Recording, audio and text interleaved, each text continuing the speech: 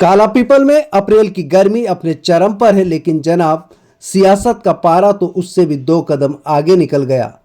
Facebook पर comment कर दिया, विधायक साहब विकास कब आएगा? बस फिर क्या था, विकास तो नहीं मगर पुलिस जरूर आ गई। हरिओम पटेल का जुर्म जनप्रतिनिधि से सवाल पूछना और सजा सीधे जेल की सलाखें। अब कांग्रेस भी कूदी मैदान में। कांग्रेस के राष्ट्रीय सचिव कुणाल चौधरी ने तहसील को घेरा, बोले लोकतंत्र में सवाल पूछना कोई गुनाह नहीं, भाजपा सरकार और उनके प्रशासनिक मोहरों को देंगे करारा जवाब। तहसीलदार साहिबा ने गेट पर ताला जड़वा दिया, जैसे शादी में बिना बुलाए बाराती आ धमकियों। लेकिन साहब, जनता की आवाज न ताले से रुकती है न धमकियों से। गेट बंद, कुणाल चौधरी नीचे ही धरने पर बैठ गए।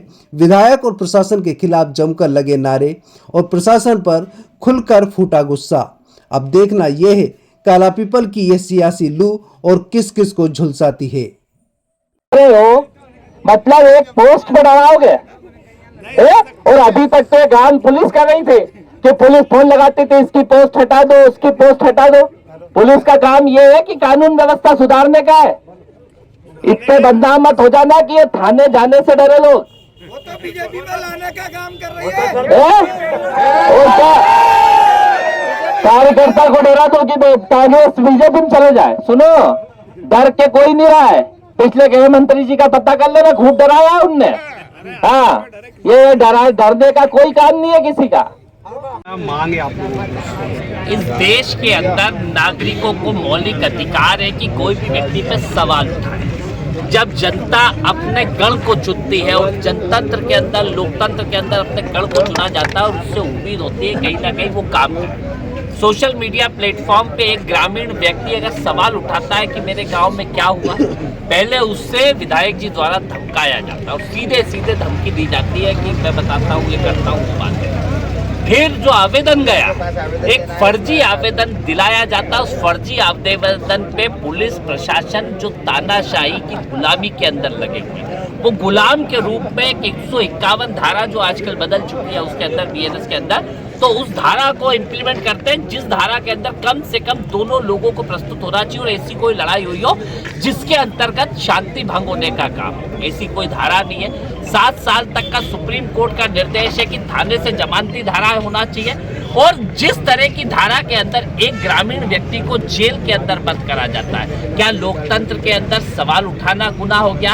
क्या लोकतंत्र और संविधान के अंदर जनता के जनप्रतिनिधि से जनता के सवाल की वो हो गई? इस देश में हर व्यक्ति सवाल उठाता है, बड़े बड़े नेताओं से सवाल उठाता है, पर क्या पुलिस प्रशासन इस गुलामी के अंदर लगा हुआ है? रोज चोरियां बढ़ रही है, रोज डकैतियां बढ़ रही है। अधिकारियों से डरा के बात उनसे करने की जरूरत है जो किसानों की ट्रॉली नहीं तोड़ रहे। 500, 1000 रुपए, 2000 रुपए में ट्रॉलियां तोड़ रही है। थाने पे जाओ, 5-5, 10-10 हजार रुपए में जमानतें हो रही है। तहसील लूट के केंद्र बने हुए, पूरे क्षेत्र के अंदर अराजकता का माहौल है और जो इस अराजकता के खिलाफ बात उठाए उसको जेल में बंद कर दिया जाता है। अभी क्या मांगे इस मामले में? हमारी सीधी मांग है कि हमें तहसीलदार और ये बताए कि आपने किस धारा के अंतर्गत बंद कराए, तो हमें उसका जो कल वो दिया कि आपने कौन से उसके अंदर ऑर्डर के अंदर करा, कि क्या कारण से आपने उसकी बेल रिजेक्ट करी, हमें उसकी कॉपी दे। वो फिर हम हाई कोर्ट में लगाएंगे या फिर यहाँ से जमानत मिल रही। क्या हो रहा है कि जब तक कार्यकर्ता बाहर नहीं आएगा, जब तक एक नागरिक बाहर नहीं आएगा, उसकी लड़ाई लड़ने के लिए कांग्रेस का एक एक कार्यकर्ता कमर कस चुका है और ये तानाशाही का वो दी है और ये शासन को जनता उखाड़ फेंकेगी। गलत फहमी में नहीं रहे और प्रशासनिक अधिकारी भी जो हद की मानसिकता के साथ गुलामी कर रहे हैं। मेरा इनसे आग्रह है कि आप ना तो शासन चला पा रहे हो ना प्रशासन चला रहे हो, क्यों इतनी परीक्षाएं पास करके आपने जनता की सेवा के लिए को चुनने का काम किया?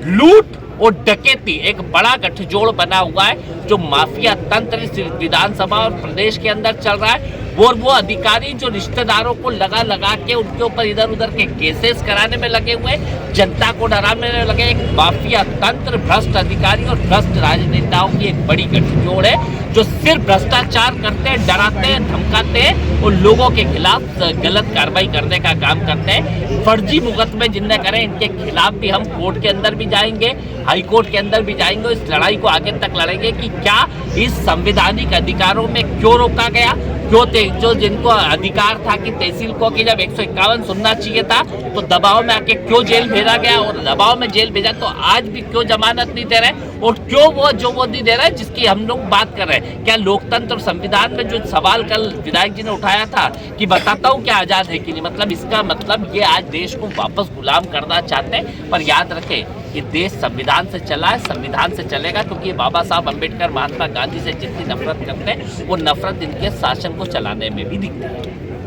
ग्रामीण द्वारा पोस्ट डाले जाने पर उसके खिलाफ धारा 170 में कार्रवाई की गई थी। इसको लेकर कांग्रेस ने आज प्रदर्शन किया, क्या पूरा मामला है?